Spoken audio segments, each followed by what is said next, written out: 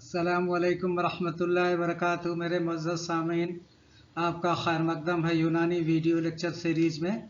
आज महतुल अमराज के ज़ैल 3 असबाब पर इंशाअल्लाह गुफ्तगू होगी। नंबर 1 सुद्दा, नंबर 2 ज़ीक़, नंबर 3 इत्तसा। ये लफ्ज़ बहुत ही छोटे देखने में लग रहे हैं, लेकिन इनकी बहुत ख़ुसूसी अहमियत है, क्लिनिकल सिग्निफिकेंस है। सुद्दा के माना रुकावट के होते हैं, ज़ीक़ के माना तंगी या नैरोइंग के होते हैं, और इत्तसा के माने डायलेशन या कुसादगी या फैलाव के होते हैं। आइए अगली स्लाइडों में हम इसका मुकम्मल गुफ्तगू सुनते हैं। ये आपको 2 तस्वीर दिखाई गई है। दाहिने जानिब एक उरूक या ब्लड वेसल दिखाई गई है, उसमें प्लेग बनने की वजह से सुद्दा बन गया है। खून की रवानी या सर्कुलेशन में रुकावट को दिखाया गया है। इसको सुद्दा उरूक कहते हैं, यानी उरूक में रुकावट को हम सुद्दा उरूक के नाम से जानते हैं। और बाएं जानिब हमारे सुद्दा की वजह से बनने वाले अहलील की पथरी। अहलील की पथरी से मुराद यूरेथ्रा में स्टोन फॉर्मेशन है। ये देखिए किस तरीके से यूरेथ्रा में जो आपकी पथरी है वो बन गई है, जिसकी वजह से काफ़ी परेशानियां इंसान को झेलने को मिलती हैं। और जब इसी तरह सुद्दा उरूक होता है तो हमारी शरीयान जो है तंग हो जाती हैं, और जिनकी वजह से क़ल्ब के मुख्तलिफ अमराज देखने को मिलते हैं। यहाँ पर फिर दोबारा जो है 2 तस्वीर दिखाई गई हैं। दाहिने तरफ आपको निज़ाम तनफ़ुस, फेफड़े, रेस्पिरेटरी सिस्टम का एक तस्वीर दिखाई गई है। जो आप ट्रैकिया है, ब्रांकस है, ब्रांक्यूल है, इस जब किस तरीके से तंग हो जाती हैं, ये ज़ीक़ की मिसाल है। क़स्बे हवाई, शोबे हवाई और शुएबात हवाई, ट्रैकिया, ब्रांकस एंड ब्रांक्यूल में मुज़मिन सुद्दा और दीक़ की वजह से, यानी यहाँ पर 2 अमराज जो है, 2 असबाब आपस में मुश्तरका मिल गए हैं। सुद्दा भी हो गया है और ज़ीक़ तंगी भी हो गई के बाइस इंसदाद अमराज रैया COPD देखने को मिलता है। यह आजकल बहुत ही क्रोनिक ऑब्स्ट्रक्टिव पल्मोनरी डिसीज, जिसे मुज़मिन इंसदाद अमराज रैया के नाम से जानते हैं। यह कस्बात रैया, शुएब रैया और शुएबतुर रैया में 2 तरीक़े के फसाद के वजह से होता है। एक तो सुद्दा भी बनता है, रुकावट भी बनती है, और ज़ीक़ तंगी हो जाती है नालियों में, चाहे कस्बा रैया की हवाई नालियाँ हो, शोबतुर रैया की नालियाँ हो या शुएबातुर रैया की नालियाँ हो, जिसकी वजह से ये मखास बलकम यहाँ पर जमा हो गया और दमा और खांसी और तमाम जो आपके फेफड़े के अमराज देखने को मिलते हैं, इसी सुद्दा और दीक़ के असबाब के बाइस देखने को मिलते हैं। और यहाँ दीक़ शरीयान दिखाया गया है, किस तरीके से शरीयान में तंगी आ गई है, जिसकी वजह से blood circulation will fall out, खून के रवानी में कमी वाक़ होगी। मज़ीद आपको तस्वीर दिखाई गई है, जिसे दवाली सफ़न के नाम से या दवाली के नाम से जानते हैं। वेरिकोज वोन्स, यहाँ पर वेंस जो वरीदें हैं वो कुसादा होती हैं, बल खाती हैं और आपस में उलझ जाती हैं। इस अमराज को हम दवाली के नाम से, वेरिकोज वोन्स के नाम से जानते हैं। यहाँ पर दिखाया गया है कि किस तरीके से आपको ये वीक जो है दिखाया गया है, और ये वेनस हाइपरप्लेक्सस दिखाया गया है, और ये वाल्व डिसफंक्शन दिखाया गया है। यानी ये इत्तसा की वजह से किस तरीके से इंसान में पेचीदगी पैदा होती है अमराज में, ये सारी इसकी वजाहत की गई है। और इसका असबाब, ये जितने आप दवाली देख रहे हैं, वेरिकोज वेन्स देख रहे हैं, इसका इत्तसा है। आइए अब असबाब सुद्दा को हम मज़ीद पढ़ते हैं, जिसके लुग़वी माने हमने बताया बंदिश या रुकावट के होती है। ब्लॉकेज आर ऑब्स्ट्रक्शन, नाली में रुकावट आ जाती है। तारीफ क्या है? किसी मजरा या नाली या रास्ता में मादा के जमा होकर रास्ता बंद कर देने को सुद्दा कहते हैं। अब ये मजरा और एक और लफ्ज़ आता है जिससे हम क्या कहते हैं, नासूर कहते हैं। ये मजरा क्या होता है, ये ऐसा सैक होता है जो एक तरफ से सिर्फ खुला रहता है और दूसरे तरफ से बंद रहता है, जबकि नासूर में दोनों तरफ से खुला रहता है। ये नासूर का अगर आप खींचेंगे तो इस तरीके से खींचेंगे, इस जानिब भी खुल गया और जो है क्या कहते हैं इस जानिब भी आपको खुल जाएगा, यानी जो है यहाँ से जो फ्लूइड आएगा सीधा यहाँ तक पासान हो जाएगा और यहाँ पर यहीं पर फंस के रह जाएगा। तो ये मजरा और नासूर में फ़र्क है। हम सिर्फ यहाँ पर सुद्दा को ज़ेरे गुफ्तगू रखे हुए हैं। तो सुद्दा वो किसी भी मादे से रगों में या कहीं भी रास्ते में रुकावट को सुद्दा कहते हैं। किसी मजरा, नाली या रास्ते में मादा के जमा होकर रास्ता बंद कर देने को सुद्दा कहते हैं। अब ये मादा फासिद मादा हो सकता है, दमी हो सकता है, बलगमी हो सकता है, सफरावी हो सकता है, सौदावी हो सकता है, या किसी भी तरीके का मादा यहाँ पर आकर के फंस सकता है, जमा हो सकता है, जिसकी वजह से रवानी में कमी हो जाती है मायात के। जदीद नुक्ते नज़र में कहते हैं कि obstruction refers to a partial और complete blockage of hollow organs or vessel. कोई शरियान हो, कोई वरीद हो, कोई भी रग हो या हालो आपको ऑर्गन्स हो, वहाँ पर पार्शियल जुज़वी तौर पर या मुकम्मल तौर पर बंदिश हो जा रही है, तो इसको हम सुद्दा कहते हैं। कुछ मज़ीद जानकारी असबाब सुद्दा पर हम जानने की कोशिश करते हैं। असबाब क्या, गलीज़ बलगम या सौदा का इस्तेमाल। सबसे पहले आपको गलीज़ बलगम बनता है। बलगम जब बनता है तो ये कई मराहिल से गुजरता है।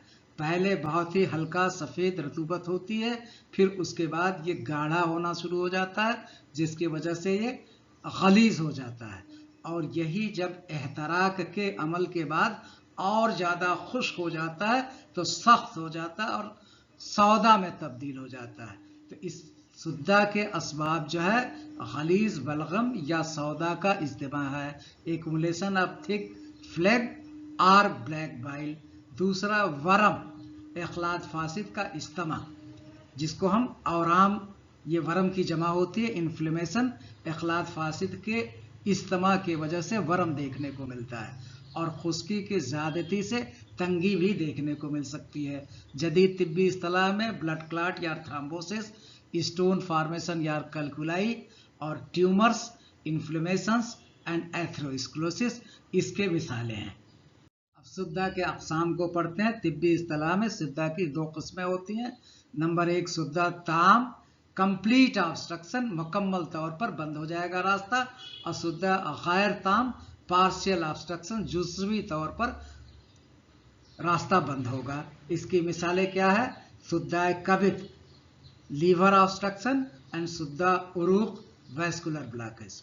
और जदीद तब्बी इस्तिलाह में कोरोनरी आर्टरी, जिससे आपको सारे कल्ब के अमराज देखने को मिलते हैं, जिसे हार्ट डिसीजेस के नाम से जानते हैं। ये ताजी अकलीली आर्टरी जो उर्दू में जो है तिब्बी इस्तिलाह में कोरोनरी को अकलीली आर्टरी कहते हैं, और ये ब्लॉक हो जाती है, जिसकी वजह से जो उसका सरफेस है कल्ब का, उसको खून की फराहमी मुकम्मल नहीं हो पाती है, ऑक्सीजन लेवल डिप्लीट हो जाता है और मुख्तलिफ किस्म के आर्जा देखने को मिलते हैं, जैसे अंजाइना पेक्टोरिस, जिसको ज़बे सदरिया कहते हैं, या मायोकार्डियल इन्फार्क्शन देखने को मिल सकता है। और उसके बाद किडनी स्टोन का ऑब्स्ट्रक्शन और इंटेस्टाइन में, अमा में भी ऑब्स्ट्रक्शन देखने को मिल सकता है।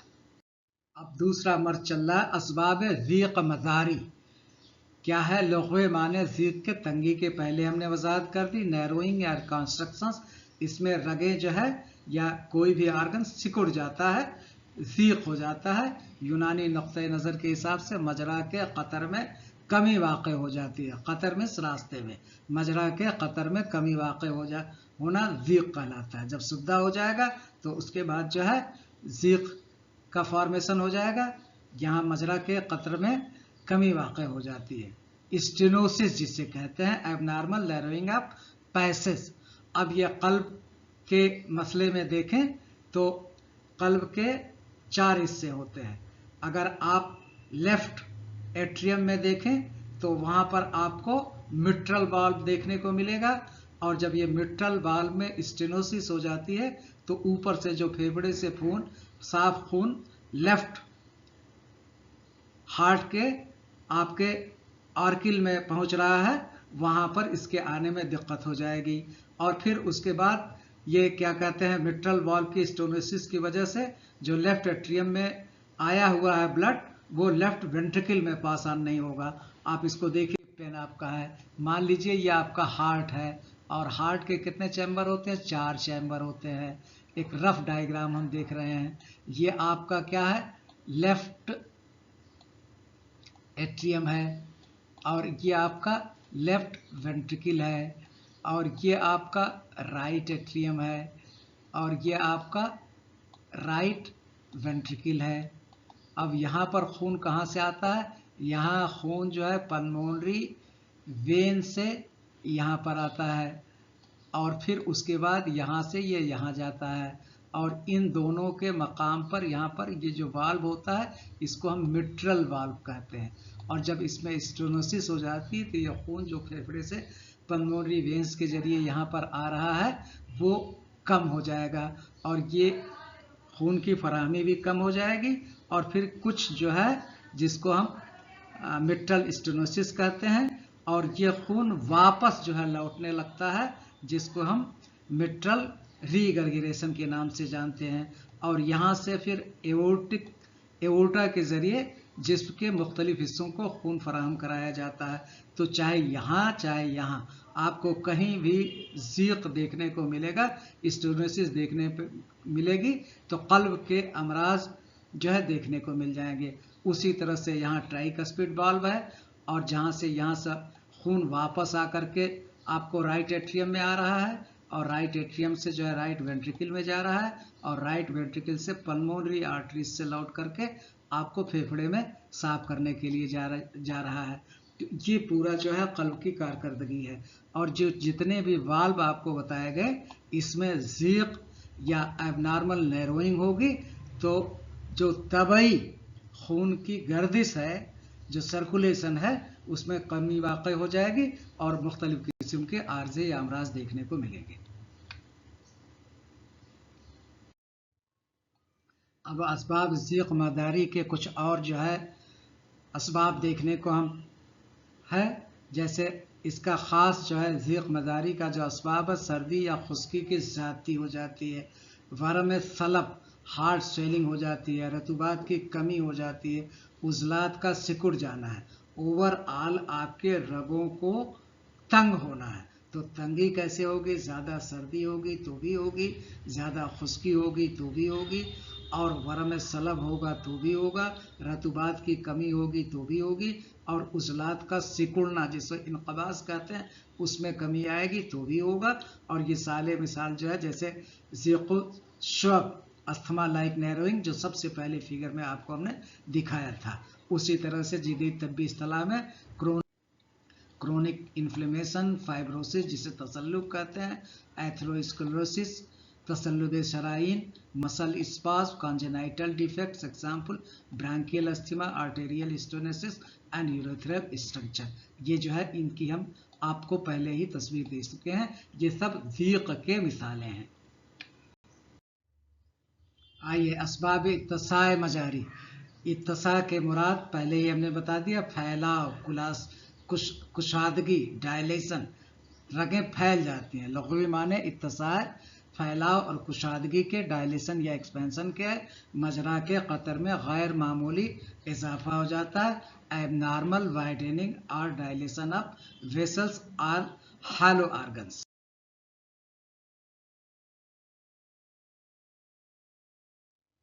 ये तकाबिली जुदूल दिखाया गया है सुद्दा, दीक़ और इत्तसा का।